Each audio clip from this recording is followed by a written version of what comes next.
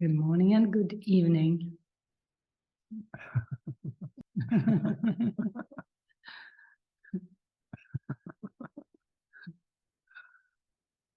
Yeah, good to be with you all. Okay, let's dive into today's lesson. We are on 310 in fearlessness and love. I spent today in fearlessness and love. I spend today. This day, my Father, would I spend with you as you have chosen all my days should be. And what I will experience is not of time at all. The joy that comes to me is not of days nor hours, for it comes from heaven to your Son. This day will be your sweet reminder to remember you, your gracious calling to your Holy Son, the sign your grace has come to me, and that it is your will I be set free today. We spend this day together, you and I, and all the world joins with us in our song of thankfulness and joy to Him who gave salvation to us and who set us free. We are restored to peace and holiness. There is no room in us for fear today, for we have welcomed love into our hearts. In fearlessness and love, I spend today. This day, my Father, what I spend with you, as you have chosen all my days should be. And what I will experience is not of time at all. The joy that comes to me is not of days nor hours, for it comes from heaven to your Son. This day will be your sweet reminder to remember you, your gracious calling to your Holy Son, the sign your grace has come to me, and that it is your will I be set free today.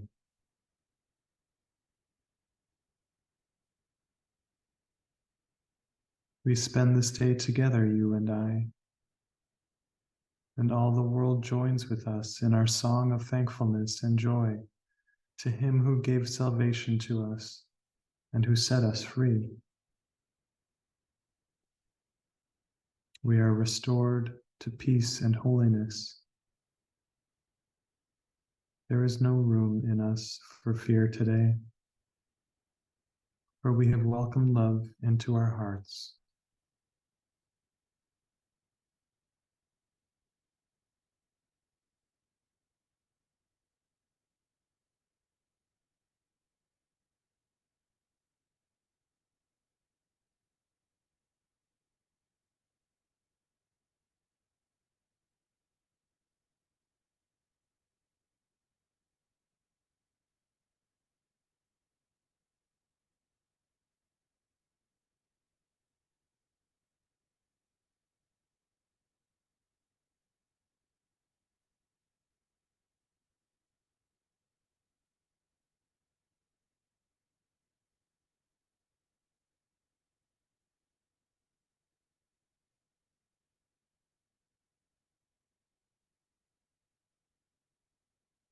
We can just allow our thoughts to just rest.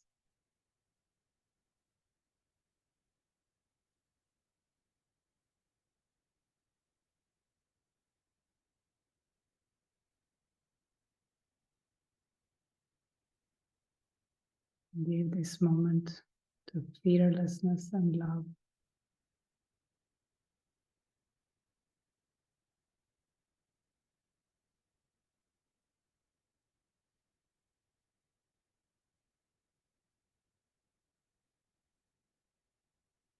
Freedom.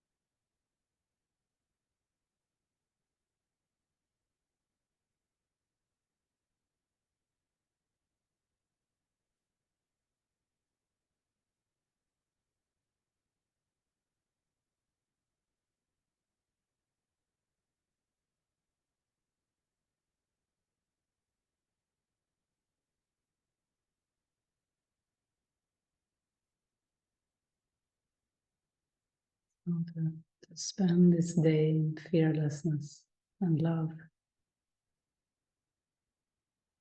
We need to release the particular fears.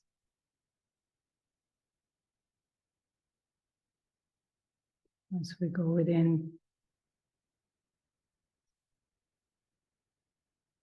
you can really take a look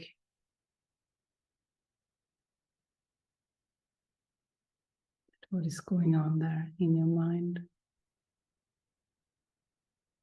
What do you seem to be afraid of?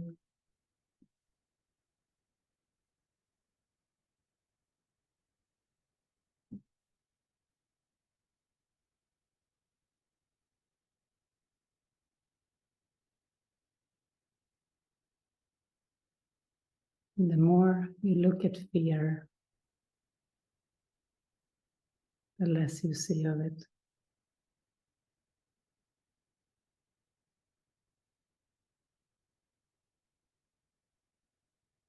Today we spoke a bit about some anxiety that was up in the mind and some lack thoughts. And I was mentioning here to the group that the movie Heaven Almighty, because there is that scene where the mother has left the family, the mother and the kids, they leave because the dad has gone so crazy with his devotion to God. They think he's gone crazy, but he's really just having to trust the inner voice. He gets so clear guidance. So they leave because they don't know how to deal with it. And they sit in a bar or a restaurant and God comes to them. And the wife is just saying how crazy the situation is. And God proposes, maybe this is your opportunity to learn trust. God says to her, would God give you trust, or would God give you the opportunities to learn trust? Of course, you will get to experience the opportunities to learn trust.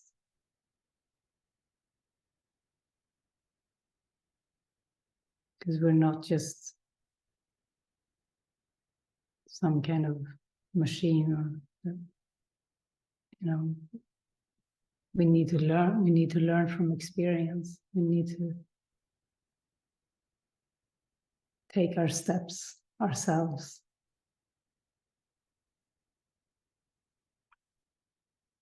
But we get support. Like even in that movie, God came to her. And God comes to us too.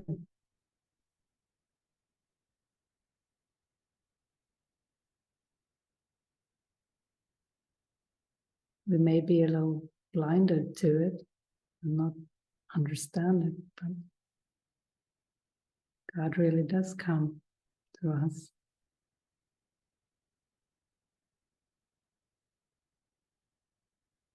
Or He doesn't really come because He's already with us.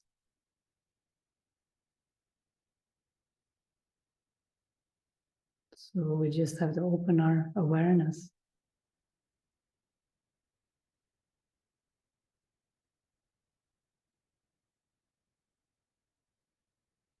Of course, Jesus talks a lot about this, to trust God, because He says you trust too much in the body or in your own little strength, things like that. And that's why you're fearful. We can commit, trust even more.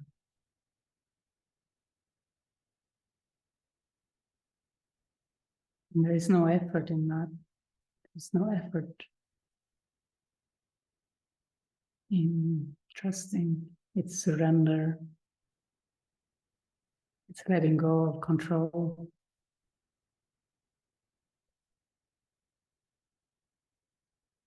willingness. Yeah, there is to have willingness and to realize your worthiness. You're worthy of that willingness.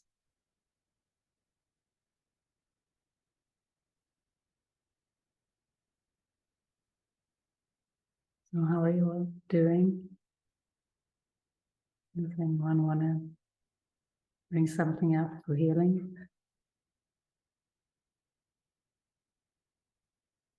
If you're dealing with something, it's just really helpful to talk about it.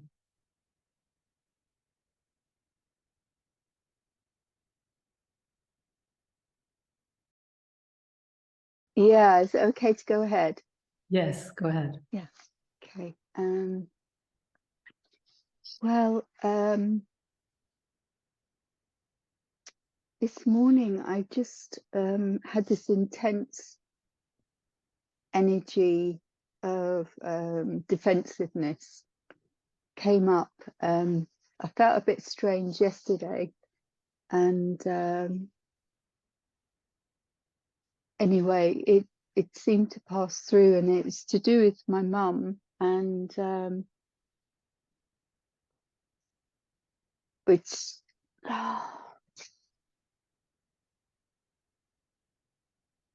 yeah, there seems to be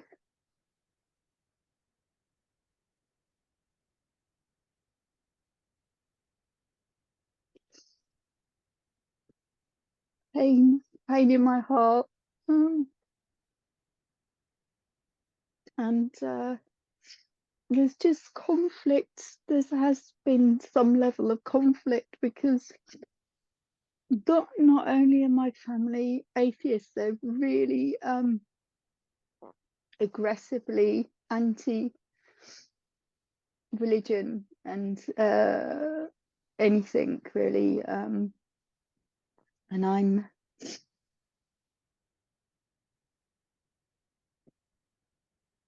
aspiring to cooperate with I don't know how successful I am, but I'm aspiring to cooperate with waking up, and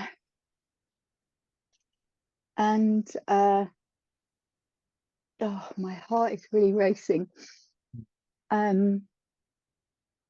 It seems like my mum's not in my life anymore.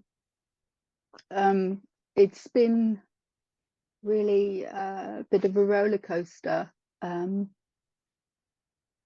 today when this defensive energy came, I just thought, well, it doesn't need to be there anymore, because I've really felt I've had to protect myself from how my mum can be. She's can be quite aggressive,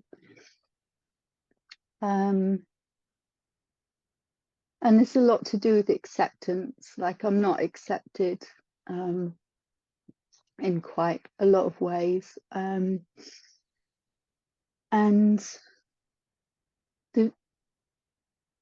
so a couple of weeks ago, what came up when I was in one of these meetings was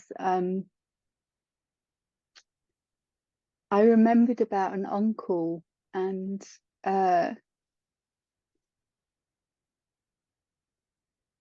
what was said to me in very sort of hushed tones, as if it was just unspeakable. And I thought that they were going to tell me, I thought my mum was going to tell me that my uncle was gay. You know, it's sort of, but to them, much worse than that, because, you know, I obviously, everybody is beautiful how they are. But it was just the way that it was approached. I thought there was going to be some kind of discrimination happening, and I don't know why I thought it was going to be that. And what they said, what she said, I was a child when this was, or a teenager when this was said to me. he's gone to live in a Christian community, and that was just the worst thing that, you know, of all the prejudices that could have been revealed at that moment. And I just thought, oh, that's curious, you know.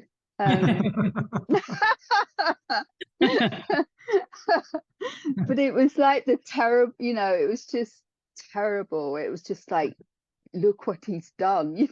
Like, and I realized that it was so good that that got revealed, because I realized that I'd been carrying that, you know, as some like, and I'm not had a really religious, well, totally not a religious background in my childhood, and I've been involved with a couple of churches, but I'm more involved with non-dual teachers of late. But I'm laughing, but it wasn't so funny at the time. But I was involved with a church that turned out to be a bit of a cult, which I can laugh about now, but it was, yeah. So there's just a lot that's just sort of coming up. Just strange old energies, and you know, I sort of somehow I've absorbed them without wanting to, you know, they've just been absorbed, this sort of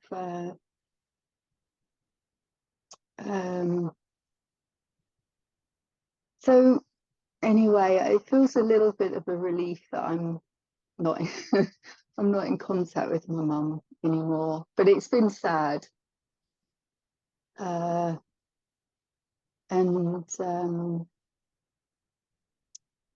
but what came was to I think there's just a fear of like so much is getting lost over really the last 10 years, or seemingly things are falling apart or falling away, and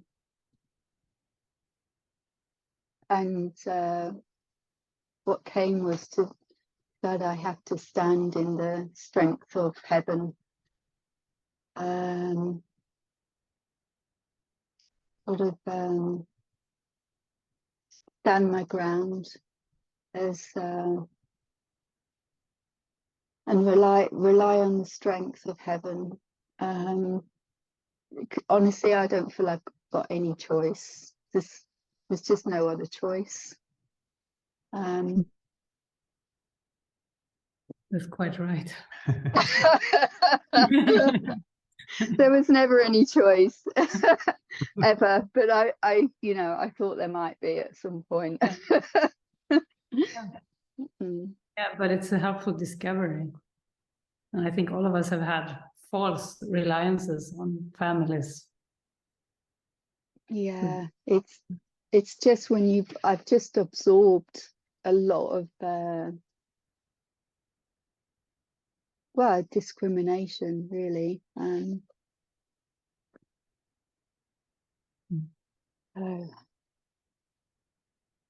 Yeah, so it's part of your life's forgiveness lesson, to forgive discrimination, judgment in terms of these things coming from your mother, perhaps.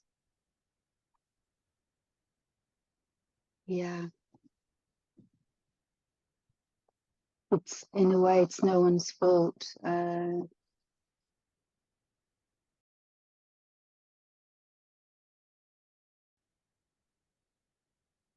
Think of the workbook lesson. Above all else, I want to see.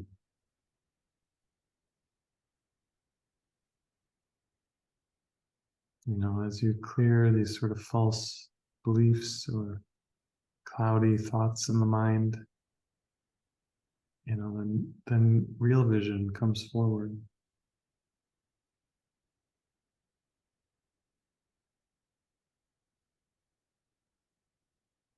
Yeah, I think there's such a sad situation with my family. But there's really nothing I can do about it.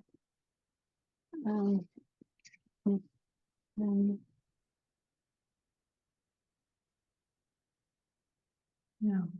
And the discovery is that they're not really your family. They're not really. They're not really real. I mean, they are these special relationships that you were born into. But you're not, I mean, your essence and your nature is so different. You know that the spiritual is your home. Yes, yes.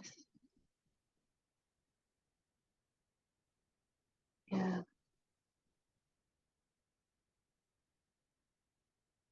And I think, yeah, forgiving these, I mean, releasing maybe painful memories of not feeling seen or accepted, or, I think that is part of the healing, to release it, to go beyond or above it, that you feel like you are, you're free of any old judgments, and so that you can release them, you hand them over completely to Holy Spirit. I think there is something about leaving behind relationships that are just of a worldly nature, because it's just not enough. It's not enough.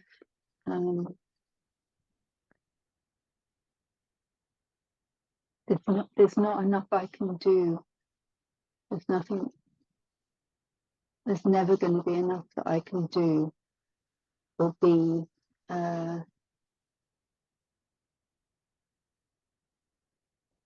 To win my mother over, for example. Right. Yeah, I don't. Sorry, go on. No, yeah, just saying, probably giving up on doing anything, of trying to bring her into the spirit. Oh, I don't even try with that. It would be like setting off a detonator. I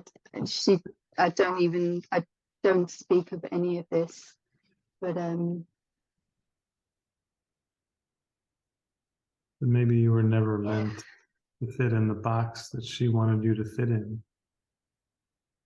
no, I never could, and I was always looking to escape. That was my whole theme of my childhood, was how do I find the light beings so that I can get out of here? A bit like Harry Potter in the cupboard with the muggles. not that I didn't love them, but anyway,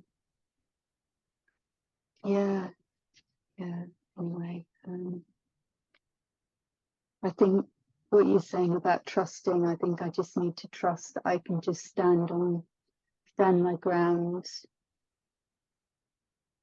leaning on the strength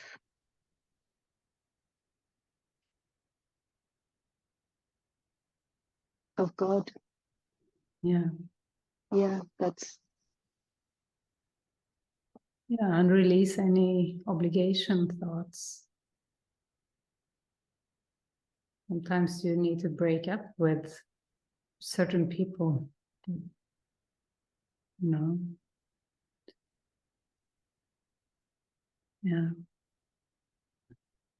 like you said in an earlier meeting, like you felt like you found your real family here. I'm thinking of the biblical, in the beginning of the Bible, somewhere God is saying that a man shall leave his mother and his father and be with his wife, be with his new family, so to speak. it's okay to leave behind what doesn't serve, and where there is no welcome, where there is no openness, where there is just judgment or closed doors. There's no point in engaging, even if it seems to be your family, your biological family.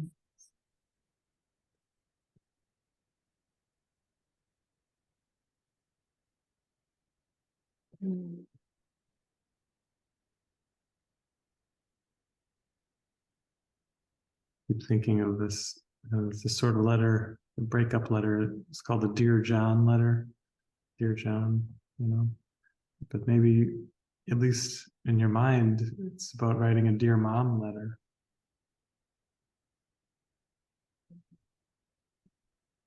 Yeah.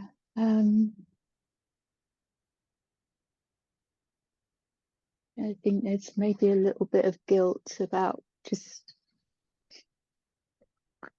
I get to move on into the light.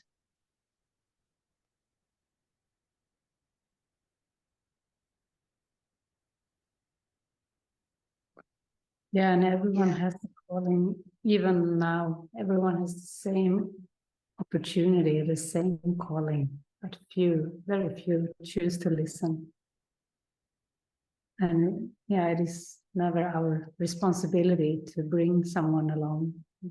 No, I was really lucky that I realized that when I realized that the identity isn't real, which was a shock because I wasn't on this, I wasn't on a non-dual path when that happened. But I found it very funny, very, very funny, because I'd taken it so seriously. I still take it seriously sometimes, too much, but yeah. Can't remember what I was going to say. I probably need to be quiet then. Thank you. Yeah, and I know Spirit wants to free your mind. You want to free your mind completely, so that you can extend to the ones who want to hear. Yes, yes, yeah, yeah. I think I was trying not. Yeah, I think that's what I was going to say. I knew to keep quiet about this because it's not my job. It's not. I found it very shocking. So I think people have to be ready for it, and God is the only one that knows. Yeah. You know, it needs to be how it happens, and not pushed on anyone. So I've never spoken of any of it, but I think I've just in certain ways tried to just be it with them, be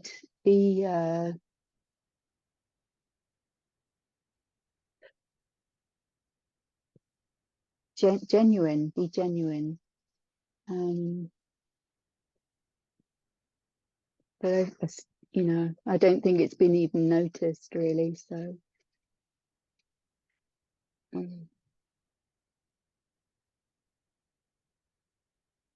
I think it's probably good to leave it behind. And it certainly felt good, this defensive energy leaving today. So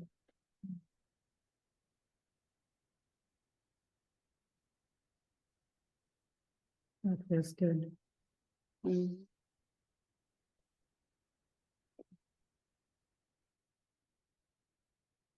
Thank you. Thank you for sharing.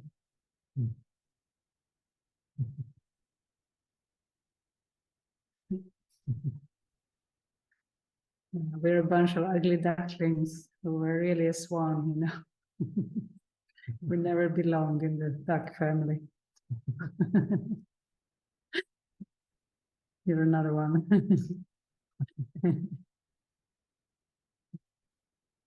Yeah. I feel it is like that with on the awakening path. It is very normal in a way that you have to break up with the family because they are your old thoughts. They are your special relationships from the past that were made up from guilt, really. Like guilt reflections in some way.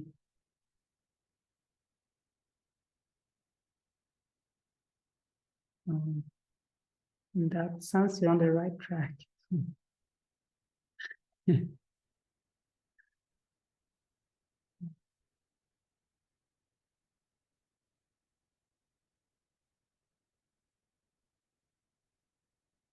But I think more it's because they are past associations. And with awakening, we are freeing our perception. We are healing perception. And in that process, we let go of the past. We can no longer relate to past thoughts. Jesus does say that people are thoughts. You people the world with your thoughts. So we don't need or want, or we can't really hold on to old thoughts, to past thoughts. Sometimes we believe we should because of guilt, and then it gets hard. Or sometimes we seek comfort in the past relationships because we could have it before, we had it in the past.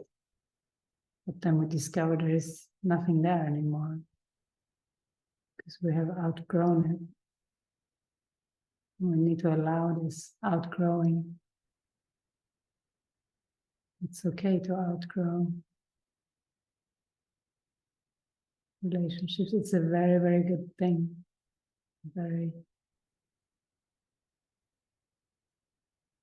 It's a sign of true health to outgrow past relationships.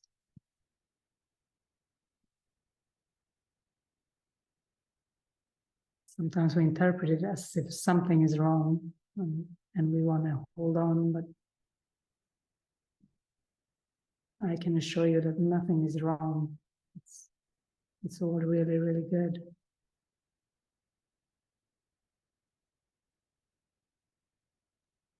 Can I just add something? I think there's a few core beliefs that I work on, and ultimately,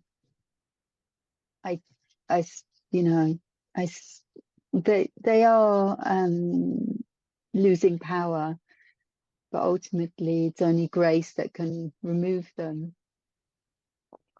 And I think one of the things that stories from childhood is that it's all been a big failure in my life, and I can laugh about it, but it's like I must have done something terrible because of the people that were around and how they were behaving. I must have done something terrible, and it's it's a failure. So I think there's still a bit of a story that maybe I'm a bit of a bad advert for awakening because because everything's just falling apart. But I think you're right. I think that a lot has to go, and it just doesn't work anymore. You just you can't sustain it.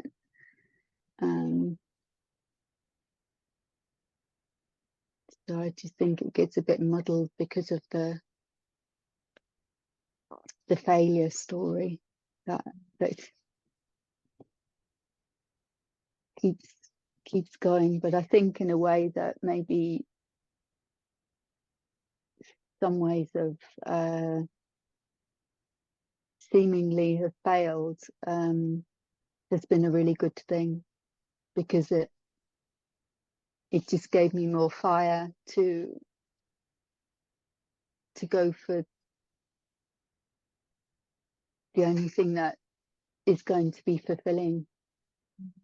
If things had, if I'd had a bit more of a successful life, I might have some level of comfort with worldly things, and I just haven't. So maybe it's a good thing. Maybe I'm not such a bad advert. Welcome to the club. I mean, I have such a similar story, it's Really? yeah. I don't feel like the way we grew up defines us, or we have experienced failures and we thought it defined us, but I think you can let go. You can allow yourself to let go of that your past defines you, or that it says anything about you, really. It's forgiveness lessons, but that's all it is.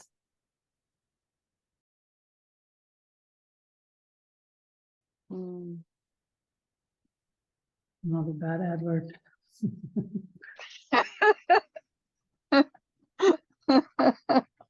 It's good to, it's thought, like, if you read a book, the main character had like all these awful things happening to it, you wouldn't feel like you were a failure because a character in a book had some bad things happening to it.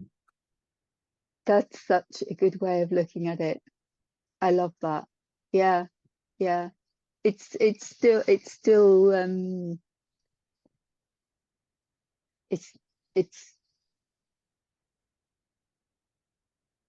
still picking up identity, sort of taking it personally. Yeah. There's still some of that to do with my childhood, because I just think it's such a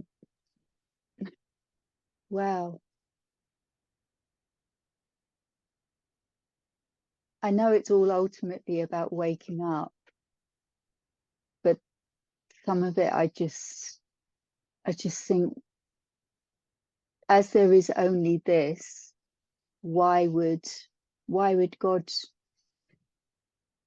It's such a strange play to be playing, and I'll never understand it. I don't think I'll ever understand it. There's no point in trying, but there's still a bit of victim in there that's like, well, why did I get it like that? But I guess why not? And that is so brilliant to look at it as just someone in a book, just a character in a book that had a bit of a weird time. Yeah. And it wasn't God's decision. God wasn't behind it. God was never behind the bad stories or the good stories or any stories of this world. The ego was.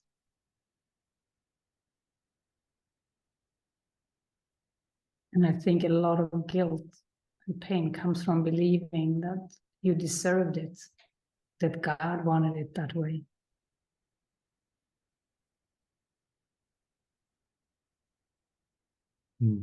This conversation brings to mind that line from the poem, ask not for whom the bell tolls, the bell announcing someone has died, basically, in this poem. Ask not for whom the bell tolls, it tolls for thee. And when most people hear this poem, it sort of has an ominous feeling, like, oh, death is coming for you. But I think if you actually look deeper at what he's saying, if you believe that a person can die, you're believing in the whole thing. Oh, You've bought into the whole mindset of death. And that is death. That is death, actually, of freedom. It's the death of oneness. It's the death of truth in our awareness. And so we want to step out of all the stories of death. We want to step out of all the sad things that happen in the world. We want to step out of the belief that, a funeral bell will toll for anyone, that it's even possible.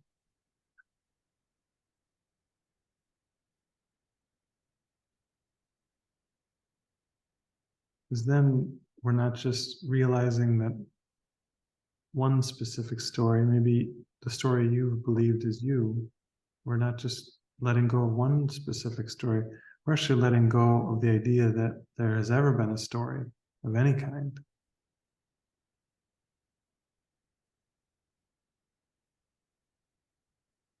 In any way.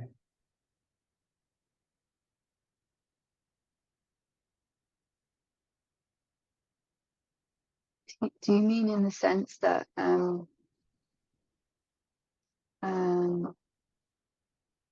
like I know at the deepest level the deepest place I've experienced, nothing is touched, nothing has happened to that at all, nothing. Is that what you mean? Mm-hmm. So really, this play of existence, it's a bit like Shakespeare said about all the actors have their entrances and exits. And much ado about nothing. Is it? Yeah. He said so.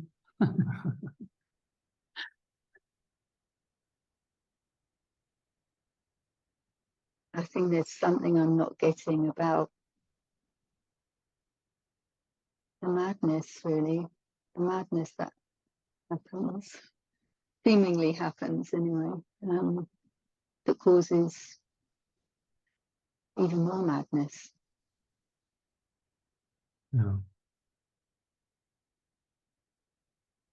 That's why all of this is really about undoing the foundational tiny mad idea, the foundational thought that gave rise to all that seeming madness upon madness upon madness. We don't actually need to undo every little bit of madness if we go to the core. It's like that one piece of yarn we pull that causes the whole fabric to be unraveled.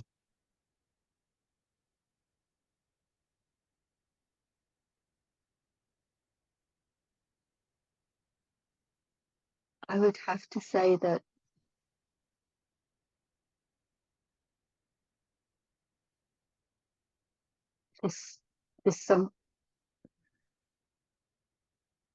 there's an awareness that somehow this is all about redeeming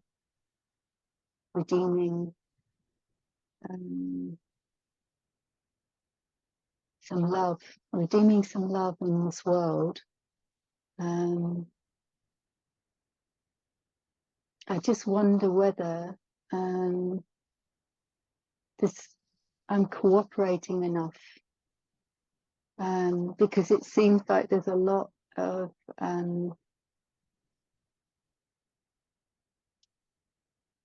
energy stuff that comes up, and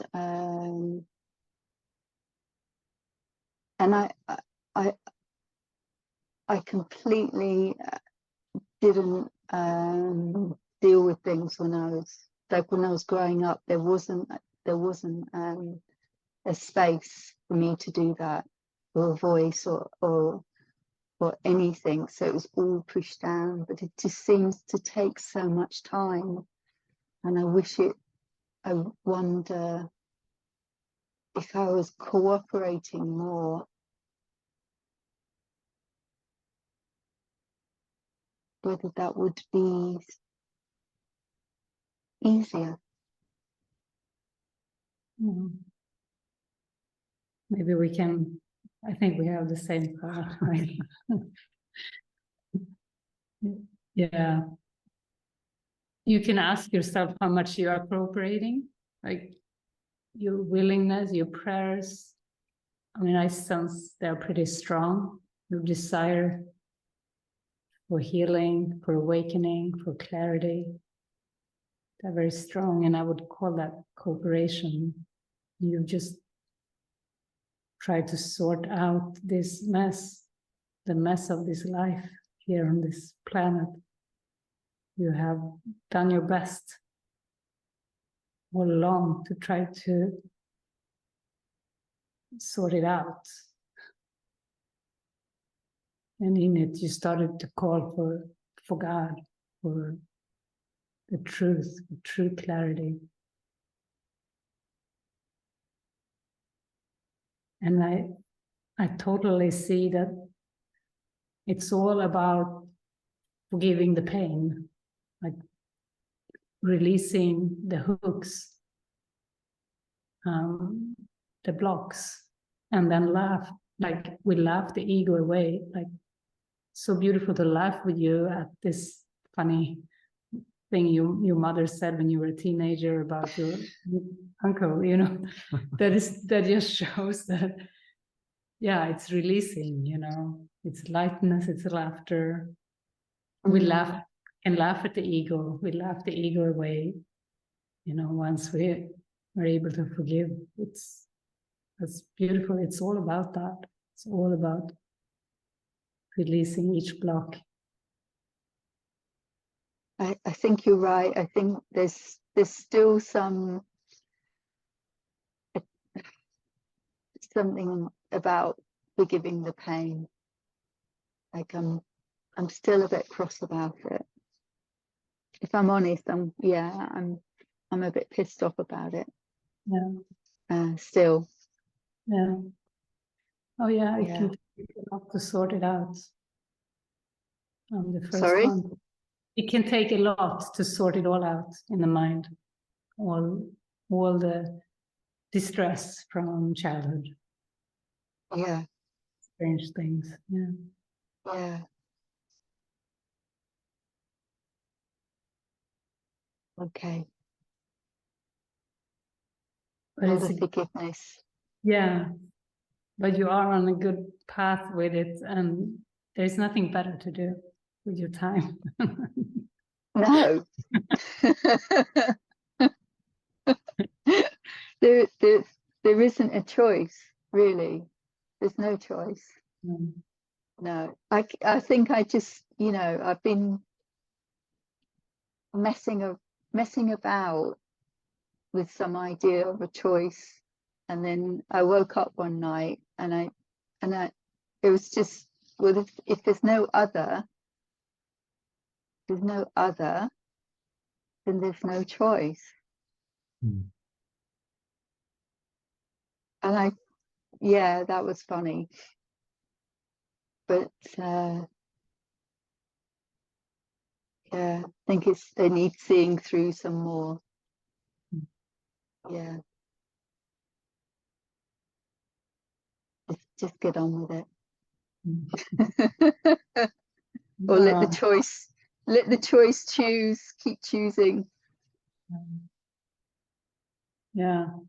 And I think, you know, I think sometimes we do choose hardship to seek awakening, to seek the truth. And it sounds like you're pondering that. Maybe if you didn't have the hardship, maybe you wouldn't seek awakening.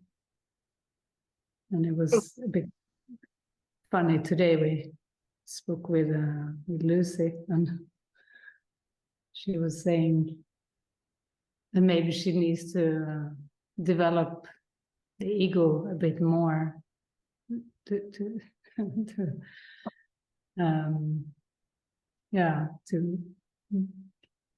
have a strong ego in this world, to be ready for awakening or something. And So no, that's not needed. You're welcome. Oh. Yeah.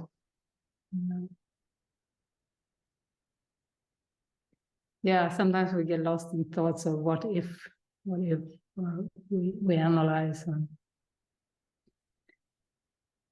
But really, we just need to remember we're so loved, and we can release any unworthiness, any doubt.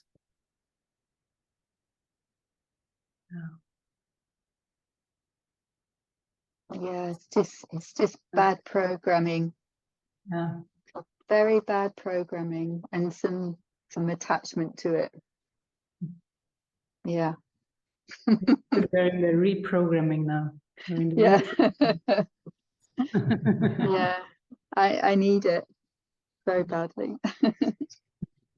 Thank you so much. Thank you so much. For sharing.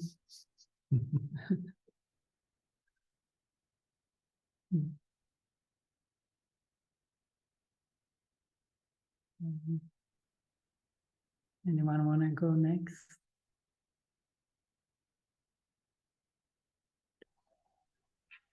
Yes, Mary Louise was speaking about you said about the old letting go of who you used to be in the family. I was just thinking, yeah, like I have this character in my mind that's held constantly when I'm around family, which is this weak, small, quiet people pleaser. You know, like kind of like a shell of a person, really, like really, really small. And I really buy into it. Like when I'm with them, I really buy into this person. And I just, yeah, when she was speaking, I was like, wow, yeah, maybe I don't have to buy into that person anymore. No, that sounds like old programming. Like a program was made up for you to be that way. It's so far from what you are. So I think it's very powerful to question that. Because I see how then the projections come in and the hatred and the resentment, because I'm being made to feel that way, seemingly. They're making me feel that way. And then, yeah. So yeah, it just feels quite good, like just seeing that, speaking, something really released there. So thank you. Yeah, you know, this is the self-concept versus self section in the course where it talks about that. You stand condemned because of what I am. You know, like I am the thing you made of me. And it fits well in families, you know, that whatever you describe that, feeling little, yeah, pushed down or, yeah, made to act in a certain way. And yeah, you can never feel content with that. And you're going to point the finger, they are condemned because of what you are, because of that little, they made you that way. But Jesus calls us to really question that whole strange acting in mind. And it doesn't feel like I can suddenly then go and behave differently, or suddenly I'm different because I've found this thing. I can now go and be my true real self. Like it kind of feels like the behavior will slowly change rather than forcing anything to change or thinking. Yeah. It's more about, it's more about the thinking. It's more about when you notice it, when you feel it, to really question it, and spirit will do the rest. So shedding, the word shedding comes to mind, like you will shed those layers of persona that is not you. You are shedding them. Yeah, we spoke about that here too today, special relationships, how angry we are, how angry you are when you have special relationships. You're just going to be so angry at them because you feel like they keep you small. But yet there is dependency. So we need to go in and really question and release dependency.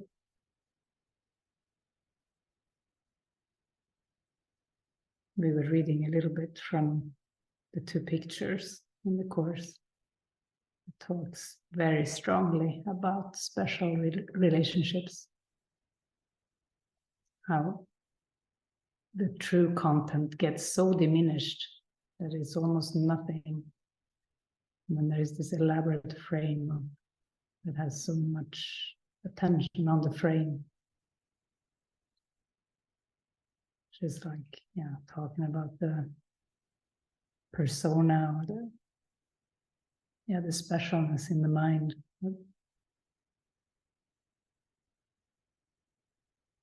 It's a blinding part of the psyche to be in specialness. But it's beautiful because Jesus explains that the Holy Spirit wants to purify and release, help us release specialness rather than snatching it away.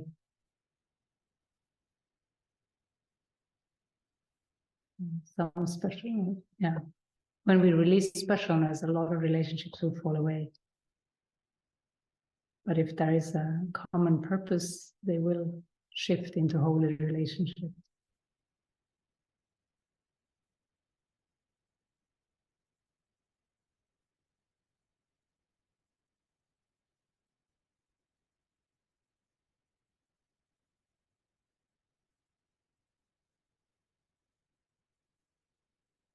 Christian. Hello. Hi. I just want to share. Yesterday I was at the cemetery and visited the graveyard of my parents. And for the first time, I stood there for a moment, and I go there once for a while, and yeah. And yesterday it was strange. I had no sadness inside, you know. I stood there and I said, I was alone in the cemetery, and I said, "You can't fool me anymore." I said loud, "You can't. You are not here." Oh, I make it up. And I went through the whole cemetery. Really, it was strange. And you know, I often went to this. There's a big cemetery in Hamburg where I live, the biggest in Europe. It's buses are riding through it, and I like to go there because it's a quiet place, very quiet, and yeah, the animals are very. It's a nice place, but I had always the feeling of something special be there if I go there. Like inside there was a specialness come up, and I'm now praying for my. Nothing was there. That's awesome. Yeah, it was released. Yeah, I used to walk around in I think it's the 4th largest cemetery in America. I think it's in America. Or in the world, I don't know, but it's a huge one. Yeah. It was next to the Peace House. So I walked around there and did a lot of mind training too. And there were little lakes and there were little roads and there was the graveyard of Johnny Appleseed. And that was a nice symbol, Johnny Appleseed. What's his name? He was very dark. You spread apple trees all over America. I think he came from Sweden or something. But I thought he's always a nice symbol, you know, spreading the seeds of lightness and let them grow wherever they grow, not, you know, not being concerned where you threw them.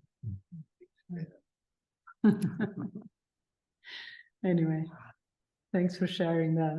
It's good. Maybe you're done with graveyards. Yes. You're done with death. The sad feeling it went away. It was nothing special there. And I have the feeling they are still there. In the grave. No, they are still around, but not there where I'm going, you know. This feeling came up. Nothing to be sad about and go there. Mm-hmm. Beautiful.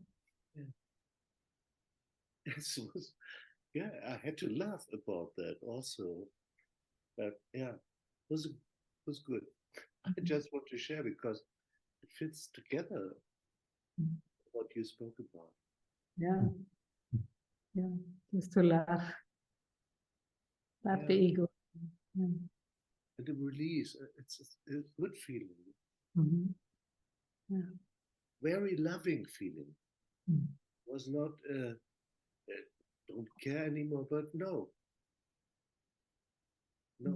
as if, it was a good feeling. Just to share. Beautiful. Thank you.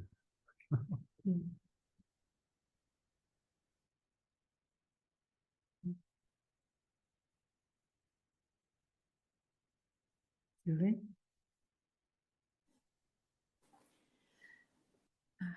Wow, this this session is amazing. Thank you for everyone for your comments. It's more than comments. It's sharing. You said something. I just had a question. You said that there's a section in the course that talks about the roles or what is it? Self-concept versus self.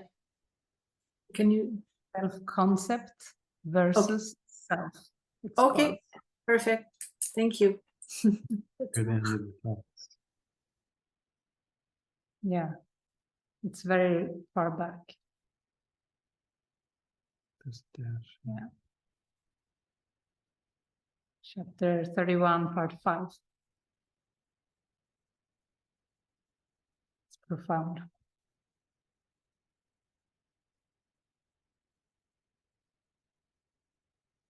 So, does anyone else want to put something on the altar that no longer serves you?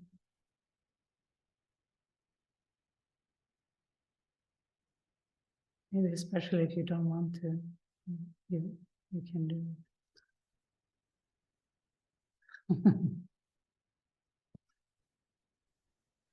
Because you just said, especially if you don't want to, I think of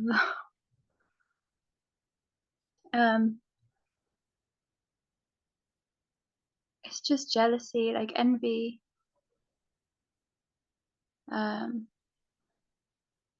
Feels like it just keeps coming up for me all the time. Envy, comparison.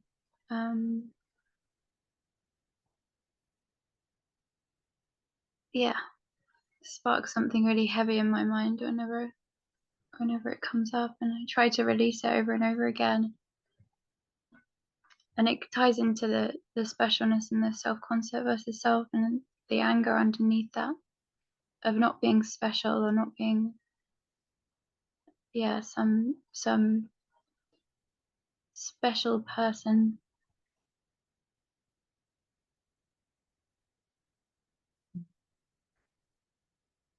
Well, it's comforting to know Jesus says, all my brothers are special.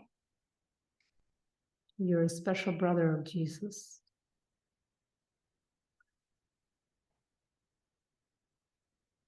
Yeah, But yeah, thanks for naming that comparison, jealousy.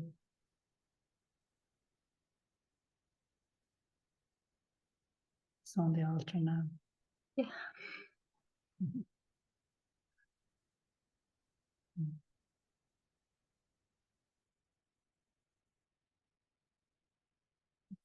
It's crazy. It comes from unworthiness, you know, and littleness. And if you have that feeling in the family that you always play small and little and you're nobody, and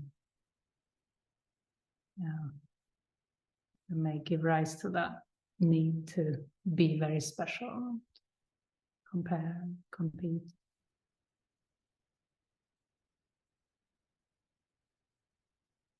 But yeah, it's very healing to look at it, to really just keep looking at it and letting it go, questioning it.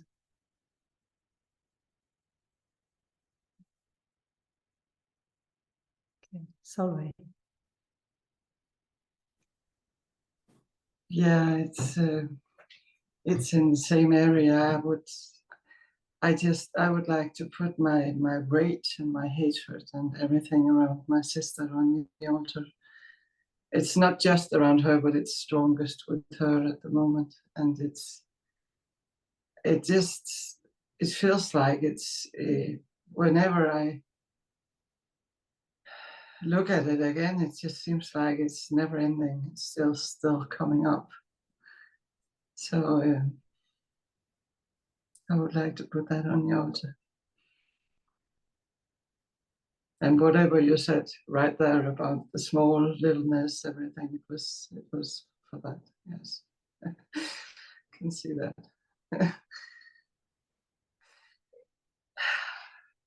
Yeah, and this belief that I don't think I would ever see the end of it right now, and that feels terrible.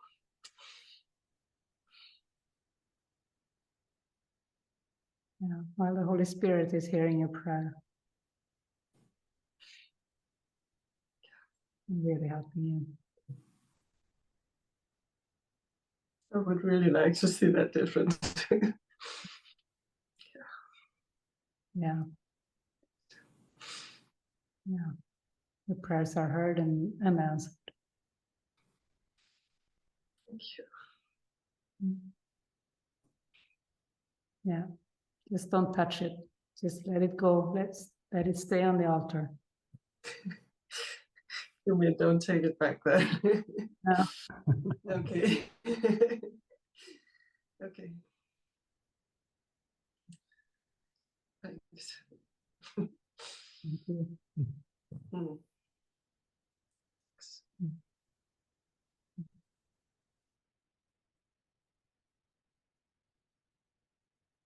Anna?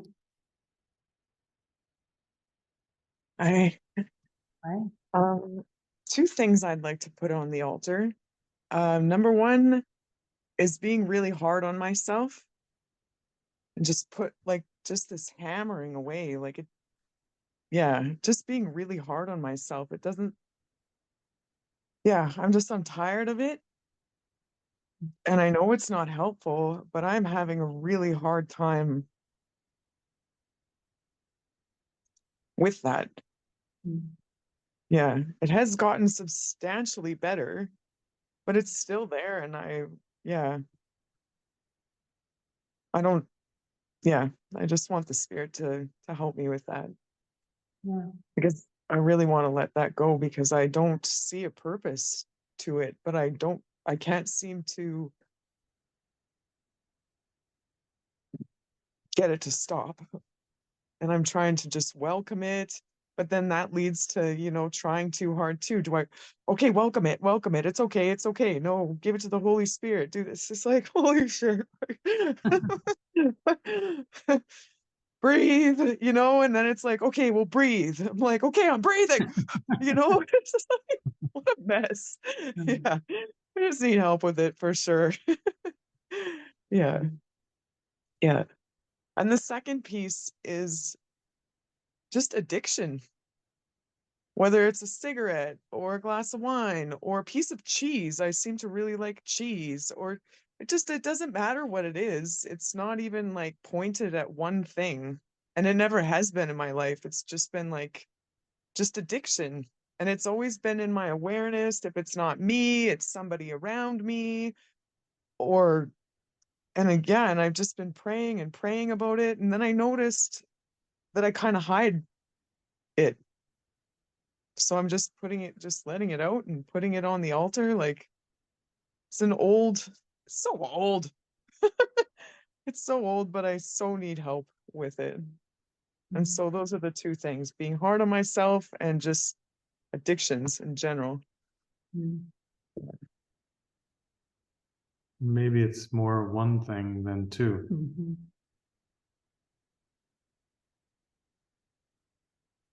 Oh, yes. Yes. Yes. Yes. Because if you play with the addiction, then you're hard on yourself for engaging in addictions, and it's all one giant. Okay. Okay. Oh, look at that. Okay. Let's get addicted to how much God loves you. Yeah. That's when I had a conversation with Jesus about that once. I was like, buddy, you got me so addicted to miracles and peace that like peace is like, come on, give me some peace, you know? Like, yeah. So, I mean, yeah. Yeah. Whenever you feel addicted to anything in form or to self-attack, self-hatred, what you described.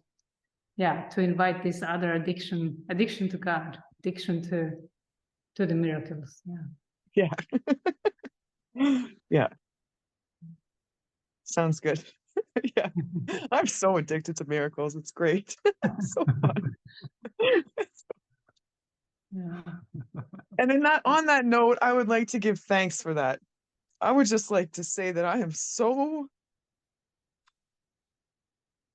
grateful for that. To have that, to be given that, to have that as a replacement. That I can get addicted to miracles instead. Thank you so much, God. Thank you so much for that.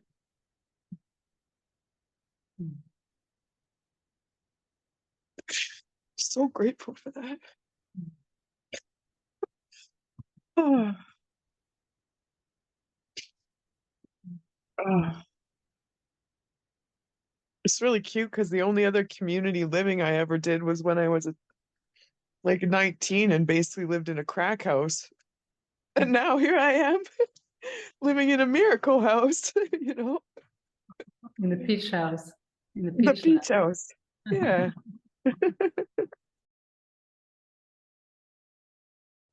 Yeah. Beautiful. Yeah, it's been fun. It's been fun so far, yeah. Yeah, thank you.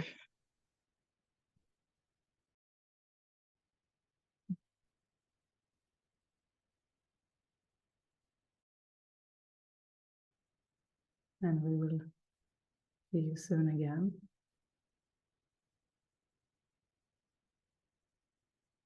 Yeah. Lots of love. Yeah, it's been really beautiful to be with you here tonight.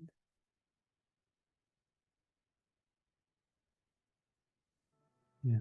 See you all soon. Mm.